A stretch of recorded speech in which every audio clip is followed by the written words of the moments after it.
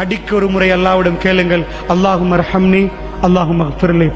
அல்லாஹ்விடம் ரஹ்மத்தை கேளுங்கள், அல்லாஹ்வுடைய மன்னிப்பை கேளுங்கள். ரசூலுல்லாஹ் கடைசியா கேட்ட துஆ அதைத்தான்.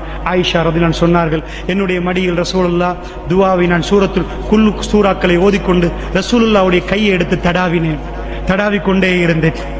கடைசி நிமிடங்களில் ரசூலுல்லாஹ் என்னுடைய கையை தட்டினார்கள். நிப்பாட்டுங்கள் என்று சொன்னது போன்றிருந்தது. ரசூலுல்லாஹ் என்னை தடுத்தார்கள்.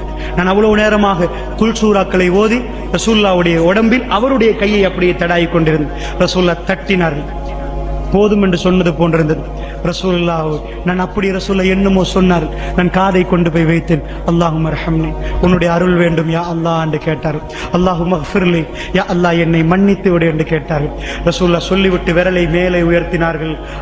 அல்லாஹும்ம ஃபிர் ரஃபீக்கில் அலா, உயர்வான தோழர்களோடு என்னை சேர்த்து விடு என்று 3 தடவை சொன்னார்கள். ரசூலுல்லாஹ்வுடைய விரல் கீழே விழுந்தது. ரசூலுல்லாஹ் மரணித்து விட்டார்கள். அல்லாஹ்வுடைய நல்லடியார்கள் பெருமானார் கடைசி கேட்டது, அல்லாஹும்ம ரஹம்னி, யா அல்லாஹ் எனக்கு அருள் வேண்டும் யா அல்லாஹ், உன்னுடைய அருள் வேண்டும் யா அல்லாஹ்.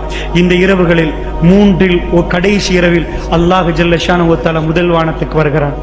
அவன் வந்து கேட்கிறான், என்னிடம் பாவ மன்னிப்பு கேட்பவர்கள் உண்டா? உங்களை நான் மன்னிக்கிறேன் என்கிறான். அவன் ரஹ்மான்.